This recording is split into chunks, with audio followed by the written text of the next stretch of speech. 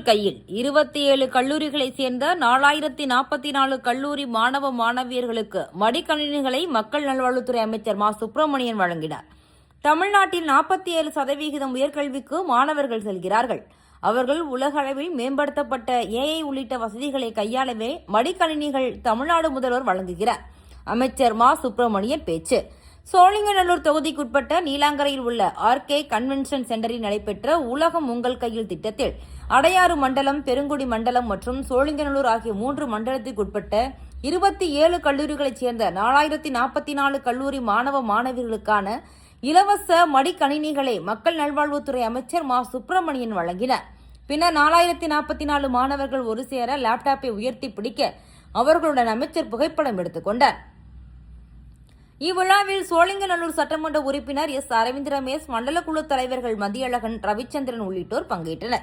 அப்போது பேசிய அமைச்சர் மா சுப்பிரமணியன், தேசிய அளவில் 12% மாணவர்கள் மற்றும் உயர்கல்விக்கு செல்லும் நிலையில் தமிழ்நாட்டில் 47% மாணவர்கள் உயர்கல்வி படிக்க செல்லும் விதமாக கல்வி வளர்ச்சியை தமிழக முதல்வர் உயர்த்தியுள்ளார். இந்த நிலையில்தான் மேலும் உலக அளவில் போட்டிக்கு உதவும் வகையில் உயர்கல்வி மாணவர்களுக்கு மேம்படுத்தப்பட்ட ஏஐ தொழில்நுட்ப வசதிகளுடன் இலவச கணினியை வழங்குகிறார் என்றார்.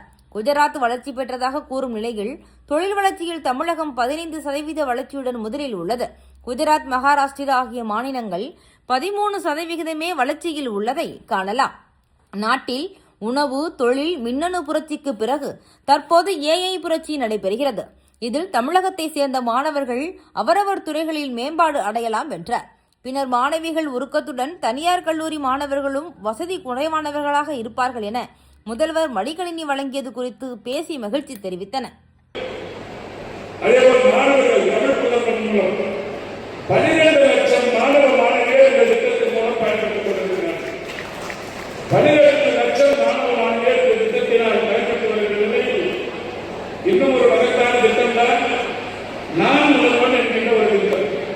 இந்த நான் முதல்வன் என்கின்ற திட்டத்தின் மூலம் கல்விக்கான வழிகாட்டுதலை செய்வது, திறன் மேம்பாட்டு பயிற்சியை வழங்குவது, வேலை வாய்ப்புகளை உள்நாட்டிலும் வெளிநாட்டிலும் ஏற்படுத்தி தருவது, இந்த 3-4 விதமான வேலைகளை இன்றைக்கு நான் முதல்வன் திட்டம் செய்து கொண்டிருக்கிறது. இந்த நான் முதல்வன் திட்டத்தின் மூலம் யாரெல்லாம் திறன் மேம்பாட்டு பயிற்சி வழங்குகிறார்கள்? Microsoft, IBM, Oracle, Google, Cisco, HCL, Infosys, AWS, Siemens, Penal, Dassault, LNT, இவ்வளவு நிர்வாகங்களும் உங்களுக்கு திறன் மேம்பாட்டு பயிற்சியை வழங்கிக் கொண்டிருக்கிறார்கள். திறன் மேம்பாட்டு பயிற்சியை வழங்குவது நான் ஏற்கனவே சொன்னேன், வேலை வாய்ப்புகளையும் பெற்றுத் தருகிறது. ஒரே ஒரு உதாரணத்தை சொல்லலாம். ஜப்பானிலே இருக்கிற ஒரு கம்பெனிக்கு பேர் நெக்ஸ்ட் ஜென். இந்த நெக்ஸ்ட் ஜென் என்கிற கம்பெனியில 42 லட்சம் பேர் மாணவ மாணவியர் நான் முதல்வன் திட்டத்தின் மூலம் பயன்படுத்துகிறார்கள் என்று சொன்னேன் அல்லவா? இதில் ஒரு 5 மாணவிகள் நெக்ஸ்ட் ஜென்ல வேலை வச்சு போயிருக்காங்க. அவங்களுக்கு வருஷத்துக்கு சம்பளம் 21 லட்சம் ரூபாய். ஒருவருக்கு ஆண்களுக்கான சம்பளம் 21 லட்சம் ரூபாய் வீதம் 5 மாணவிகள் சென்றிருக்கிறார்கள். ஒரு பானை சோற்றுக்கு ஒரு பதம் என்பதை போல 42 லட்சம் பேரில் இந்த 5 மாணவர்கள் இருக்கிற உயரத்தை சொல்லுகிறேன். அதே மாதிரி இன்னொரு 4 மாணவர்கள் அதே ஜப்பான்ல கியோட்டோ பல்கலைக்கழகம், அந்த கியோட்டோ பல்கலைக்கழகத்தில் பயோடெக்னாலஜி அந்த படிப்பை முடித்து அவருடைய ஆராய்ச்சிக்காக எங்கே சேர்க்கப்பட்டிருக்கிறார்கள் என்றால் ரூர்கேலா IIT சேர்க்கப்பட்டிருக்கிறார்கள். இந்தியாவின் உலக அளவில் புகழ்பெற்ற கல்வி நிறுவனங்களில் இவர்கள் சேர்ந்திருக்கிறார்கள். இது மட்டும் இல்ல, மதியம் சொன்ன மாதிரி உயர்கல்வி சேர்க்கை இந்திய அளவிலான சதவிகிதம் 28.4.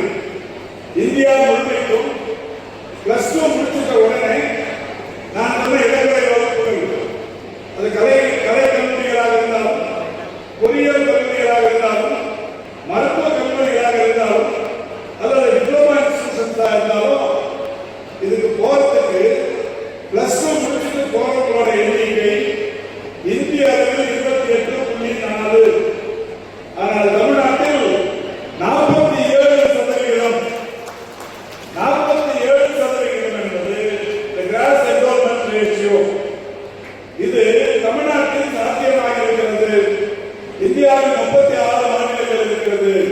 36 மாநிலத்தில் தமிழ்நாட்டில் கிராஸ் என்ரோல்மெண்ட் ரேஷியோவை 47% உயர்கல்வியை உருவாக்கி தந்திருப்பவர் மாண்புமிகு தமிழ்நாட்டின் முதலமைச்சர்.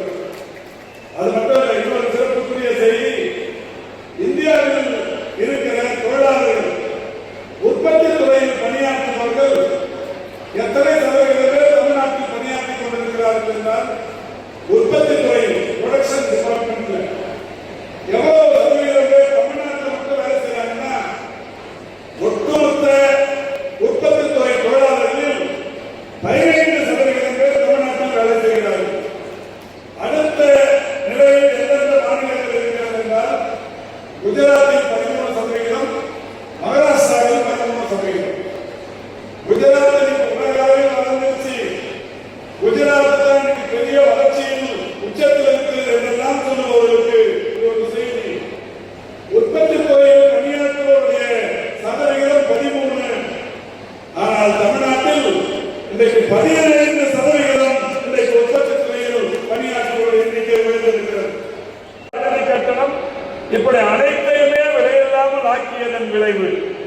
இப்படி எல்லா விஷயங்களையும் மாணவர்களுக்காக செய்து வருகிற சூழலில் தான் இன்னைக்கு இந்தியாவில் 47% என்கின்ற அந்த உயர்ந்த நிலையை இந்த அரசு எட்டியிருக்கிறது.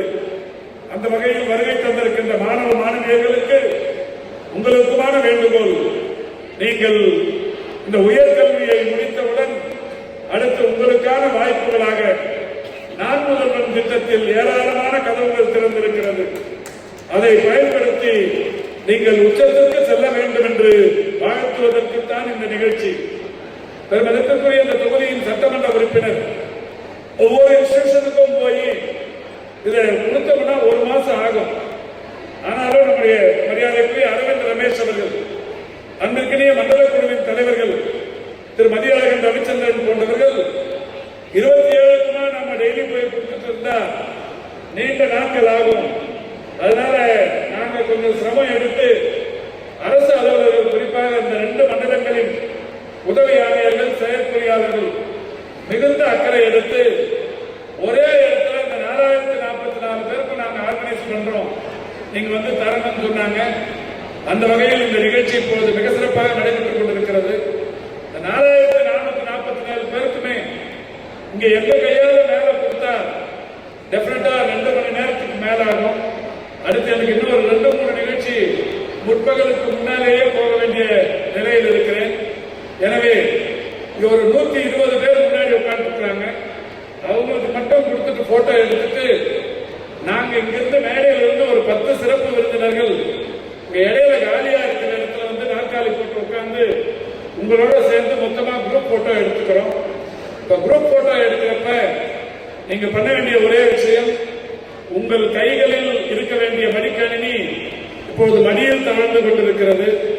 உங்கள் மடியில் தவழும் அந்த மடிக்கணினிகளை உங்கள் இரு கைகளாலும் தலைக்கு மேல் உயர்த்தி அந்த போட்டோவுக்கு ஒரு போஸ் கொடுக்கணும்னு கேட்டு வாழ்த்தி விடைபெறுகிறேன். நன்றி, வணக்கம்.